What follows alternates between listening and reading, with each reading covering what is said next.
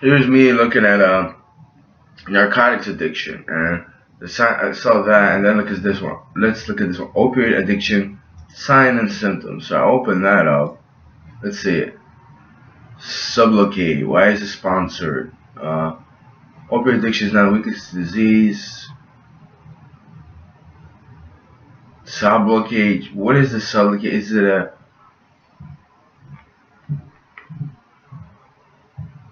injection, subcutaneous use in 100 milligrams? Okay, so somebody's, it's like, this is Google, Microsoft Bing, but this is Google. It's what a problem. Even for addictions, like they have a place where they already have the drugs, and then everything is just, consumer capitalist country trying to sell you, trying to sell you healing and stuff, trying to sell you recovery. This is disgusting. I was in a program for my opioid addiction, which I wasn't addicted when I was in there, but I mean, it's a mental thing. But I went to withdraw. I wasn't even thinking about it. It's when they were talking about it, they were like, maybe one day we'll have pills for that. Except I think they were experiencing with something else, and it was just disgusting. But even on the search engine, it's like, this is horrible. Like, there should be information about this, instead of just like, the first one who has the most money gets on the first page, and you could buy, injections for withdrawal symptoms or something like that. Opioidaddiction.com. Let's see what this does. Because I put Wiki and Wikipedia, and yeah, it's the same thing. So those guys must have a lot of money, and who knows? Maybe you'll go in the hospital and they'll just give you that because they control it or something like that. Who knows at this point? And suddenly here, after all this, Wikipedia actually comes out, even though it's in the search engine that I typed in. I mean, I'm pretty sure they have their own terms of service that violate their own terms of service. Substance abuse, also known as drug abuse, is the use of drug in amounts of methods which is harmful to the individual or others. Oh, that's pretty disgusting. I mean, when I fell in for it, I dropped out of college. I was feeling depressed about that. There was a lot of other things that happened, not just my college experience. A lot of things that people did to me. And as far as opioids or heroin, in I believe in the early 2000s, there's this kid, Kizgoski, that brought like a bag full of it to my house. And I tried it. I don't know if it was that or something. I just remember. I remember starting feeling nauseous, started like jumping around and stuff. I felt like throwing up, But later I was like, he always had these pills, drugs. He would experiment with hardcore drugs, I don't think he ever did ecstasy. I talked about it. Then later on he did e-pill. We never did ecstasy pills together. These kids I used to hang around with from Elizabeth, they would pop pills. They're the ones that introduced me to ecstasy. And my only drug dreams were because of ecstasy. I had two dreams in one night. I don't think I ever had drug dreams from off of heroin, which is very odd, But I was just feeling depressed, and I started. I remember once I bought this bag, and I talked about it. Chris Gotsky showed up whenever I had a bag that lasted me a week. I just did a bump, but just to mellow me out. But I never really got into it. He showed up at my house just when I had the bag, and he was like, I'm pretty sure he knew that was there, you know. And I was like, we went and we bought more or something like that. I didn't even get high. I just put it aside till later. I just started. I met this kid. It was Ruben Reyes. He was like bragging about he did a double murder and stuff like that. Creeped me the fuck out. But subsequently, he knew the Goskies as well. We started getting high on heroin. I was just like, there's something to do. And he was the one that wanted to smoke weed. This dirty, nasty weed. I just didn't want to smoke. It was gross. It was just disgusting. But it was just an awful period of my life in 2001. The summer of 2001. And then, I did it we would do like fences and stuff. I remember I had a pinched nerve, and I was like, I need a bag of heroin just to get rid of the pain of the pinched nerve. It was just so, I had to walk to like do a physical job. Eventually, I just shit to have. I said, I had enough of this. It's like they tell you in the program, you're here because you're tired of being sick and tired. But my arrest was like this kid, Ruben Reyes. He called me. I had court that day, and like people, including my Aunt Martha, that were portraying to get me angry, just to like but it was about something else, I believe. But pretty sure she knew, and like he called me a couple times. He's like, you gotta get this for me because these bags or whatever, a couple bags of heroin, we call it diesel. You gotta give me some diesel because I got warrants. I'm like, fuck. So anyway, I got it for him, and I got arrested that day. I wasn't even gonna get high. I was like, fuck. I guess I'm gonna. I mean, I didn't even. I was like, oh, I'm going to program. I was just like, I even told the detective, like, oh, you made me some good look around because I'll go in the program. Later, I just, it took me some time, but I was like, maybe, actually, even in there, I was thinking, like, I was asking the counselors, like, what do you need to become a counselor? I think they told me you need a bachelor's degree, so I was like, I think I might get that. I think I want to do this, and it's like, it's not about the money, I didn't do it for money. I just, I want to, help people recuperate from this stuff. I knew how emotionally painful it was, physically as well. But and then we get. I remember they were talking about triggers, this and that. Like everybody has the triggers. It's an underlying factor why you go get high, abuse. It's just that when you're in it, you kind of don't want to know. I mean, my triggers would trigger me to abuse, even alcohol. After that, it wasn't just so much drugs; it was the alcohol, and I was like, I'll go in today. I'll go every day. I'll go every day to buy and a couple beers, and I just felt like the biggest, washed down alcoholic. I was in my 30s. I felt like 50 sometimes. My body was beat up. But is it a trigger? This is a trigger. I was like, fuck. I'm just like so. Like my mind works on overdrive sometimes. I was just like, I was breaking it down, and well, because I woke up and there's no job, I couldn't find this. So it's like excuses, excuses, excuses. Am I minimizing this and that? You know. And there's just so many terms that they were throwing on the program, and actually, I was like, I not that I identified it, but I liked it for the fact that it was a psychological thing. Like they broke the triggers part. It's part of your um, either coping mechanism or negative things in your life that push you towards relapse or abusing substance abuse again. So let's say you get in a fight with somebody or you have a negative experience, just like a drink or a smoke or a couple of pills would do me just well to get over that. Except you don't. Maybe some people rationalize in their mind. I don't know. Everybody's different. It's really a subconscious thing. You just go to do it sometimes. And I mean, can you have a positive day all the time? So that the trigger word in itself, it's like a. I mean, I was just thinking it's like a gun trigger.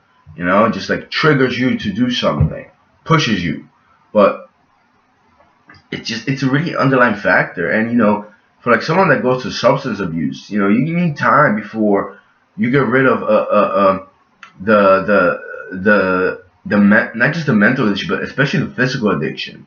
And because you have the physical addiction, and I mean, it's just you crave it and you just don't feel good. You jones it, and you're gonna need to get back up to that same level.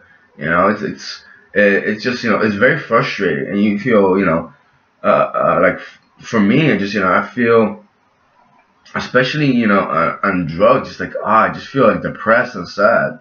So you just you need something to pick me up, or I would say I take one just to pick me up, just to take the edge off, But once you get over the physical addiction, it does get better, much better. And like the thing they would tell you in the program, and it's true, usually people that are addicted, they start taking care of themselves after they come out of withdrawal. They take showers, or they get better, nicer clothes, they go shopping, because you actually you feel better about yourself, your self esteem goes up, and you're like, wow, I gotta get myself something nice,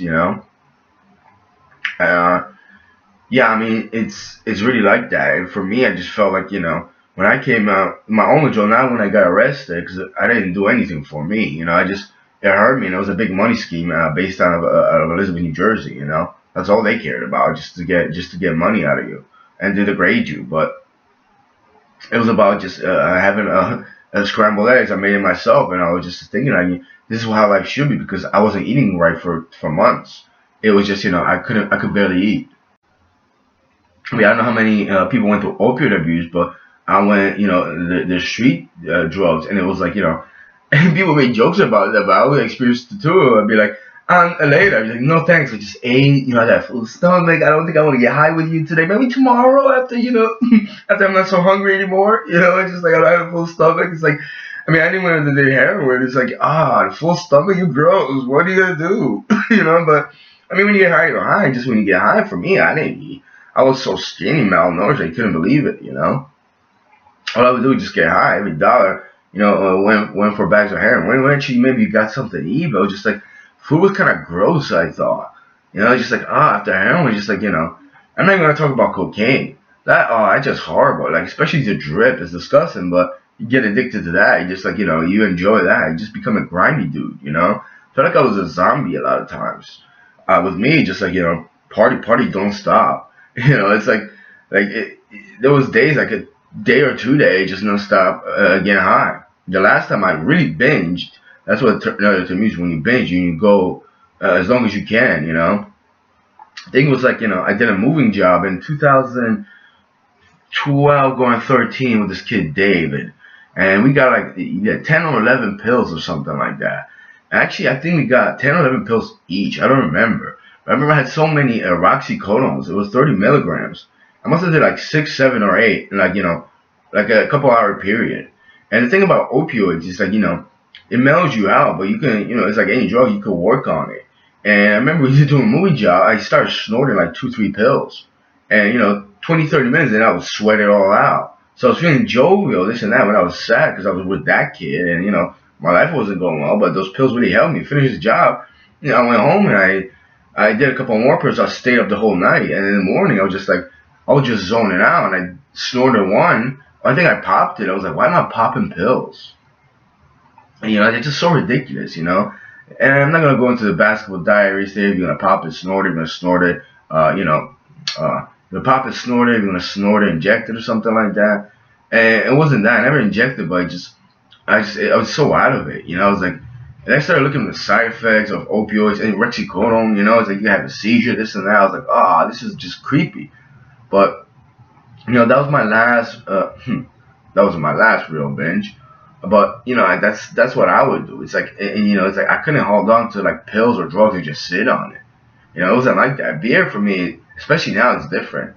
Like I'll buy beer, I'm like, I don't want to drink tonight, this and that. And a day goes by, I'm like, oh yeah, I got beer, because I'll check it, or like somebody insinuates you should get drunk.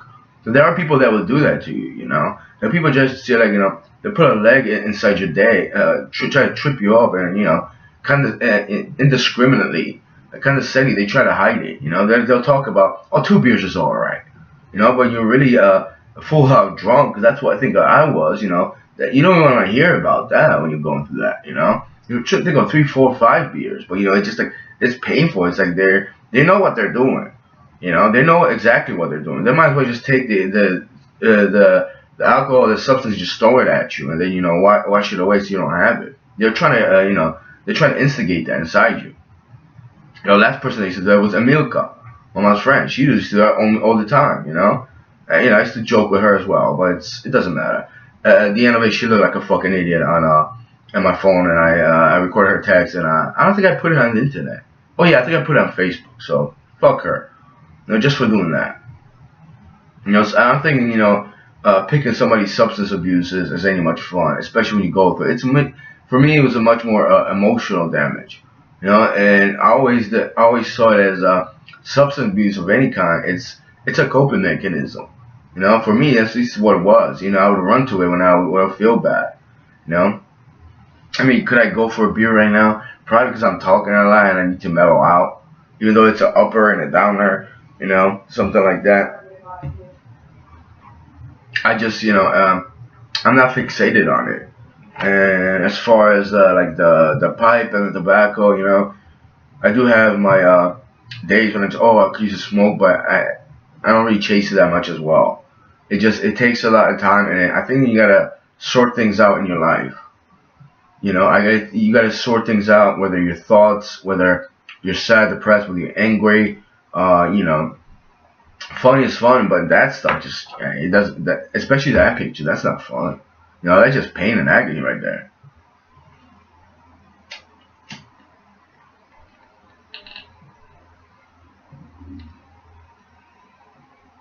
I mean, it's not too much fun when you're popping pills left and right just to feel a little bit better, and you're like enjoying yourself and you remember, man, I had so much fun. Even though I was sober, you don't want to hear that. Maybe I should have been high in that, but you're like, I just had so much fun doing this, and the other thing, and are you gonna feel that much jovial when you're sober? I'm not gonna tell you are, but yesterday I found something on Craigslist, and not too many people would have found it. I went that night, and people try to instigate that it's not there. I was like, oh really? Oh, all right, cool, yeah. And it was there, and it's, I mean, it looks like, early 19th or late 18th century coiffure. So it's like, would I got that if I was high? Probably not. I would have been thinking about doing drugs, or maybe people. I mean, people do a lot of stuff. Although that could probably gave me a lot of drugs. It's just I don't think like that. I think a lot of other things right now. So that gets in your way as well. That's one of the things I figured out. It's like, I remember we had this Wendy's thing where, like, we would put everything into like a junior bacon cheeseburger, because it was like $1. So it's like, how many you got? I got 5 bacon junior cheeseburgers. You got $5. But when you get high, I started thinking about it. It's like, $20 will get you, four perks. And you start thinking that's $20. That's, it's not the best high, but it's something. If I had $10 more, I could get a Roxy. You start to, and especially when you get high every day, that's that's what you think about. And you put a couple dollars away for like water. Maybe once in a while you eat something. But when I'm in it, I'm just doing it non-stop. Even at work, I would do it. You know. That's why I just left it alone. Let me see. Since 2015, so that's 8 years. I didn't touch any drug, none whatsoever, except the drugs in the hospital. They forced me because they wanted to stunt my mentality and they want to suppress my mind so I don't think. Because they will do that to you. But yeah, I'm just looking at it right now. Was it fun finding it? You have no idea. It was like a high. Especially it was just a rush. I just got so excited. That's what it was. And I mean, I enjoy doing so many things that I probably gotta be sober for. Actually, I should be sober, like driving a semi-automatic or a triple trying a car. I mean, I guess I could be on opioids and driving, but I wouldn't have much as fun. And then I'd be jonesing, I'd be irritated. I'm irritated on account of other people. The fact that exists, I don't want to bring drugs in my life. And if I was popping drugs, they would win. They would win at defeating me and bringing me down, making me look like a drug addict, which I don't even like get to that level, but it's just about preserving my myself and just being better. I mean, if I was getting high, I probably wouldn't upkeep anything in my life, like trim myself. I'll probably gain weight or actually I'll lose weight, but I'll just look really unhealthy. And I don't enjoy that. I enjoy being like that. I feel it every day that I do, and it's just I don't know what people see me this and that, even when I get high, but I know it. So, that's the most important thing to me. People in program will tell you, oh, you could end up dead or in jail if you abuse drugs.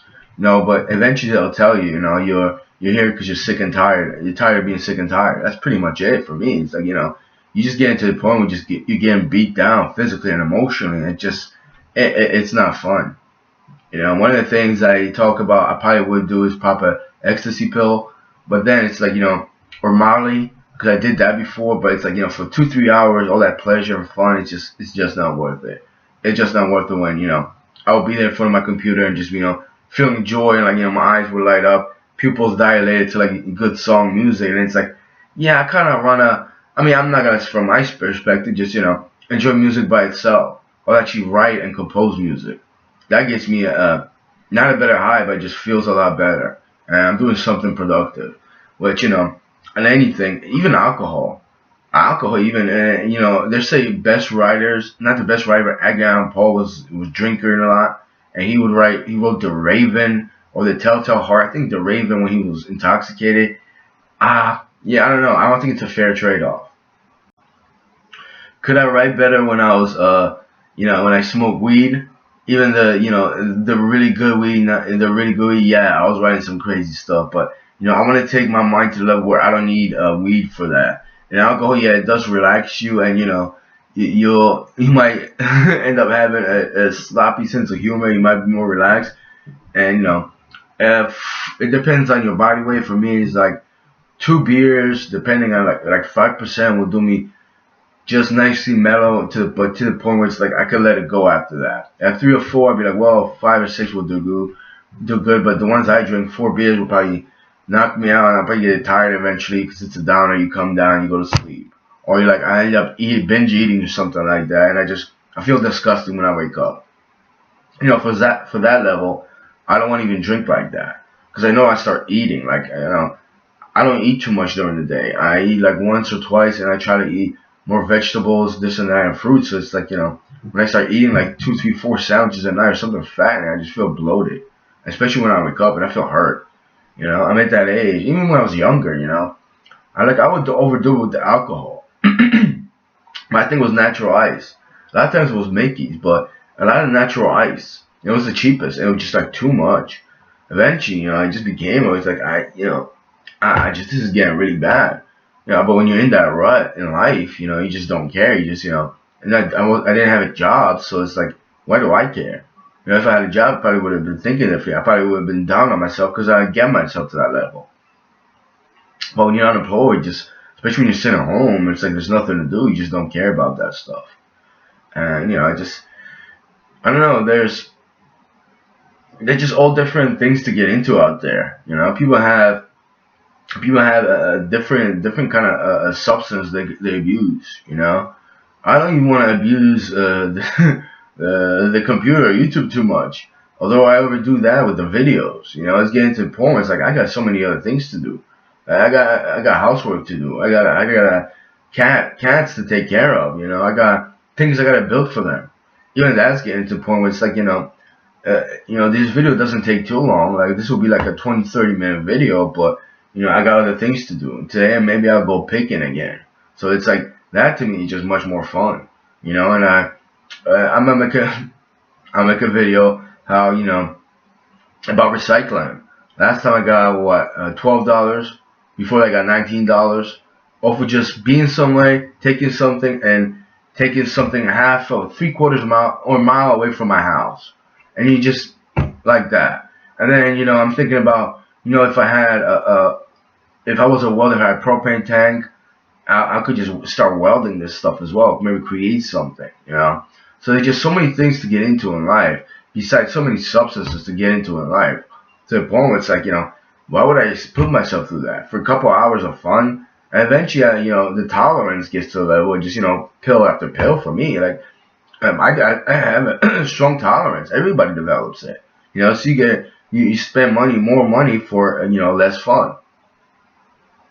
This is real life is a little different because you develop an experience, a skill level, and the things that you enjoy, even creating like something or enjoy spending time with someone. It gets more and more fun the longer you get to know it. You know, so so it's like it seems corny when you're getting high, when you have a substance abuse problem, right? You don't want to probably hear that shit. People probably do things nonetheless. And I'm not gonna tell you sobriety is boring. I joke around that as well. Yeah, I need a beer or two every once in a while just to relax. Massage will do me good. Maybe a hot steam shower. I have those all the time, but a beer is a beer. I just don't let it get to me anymore.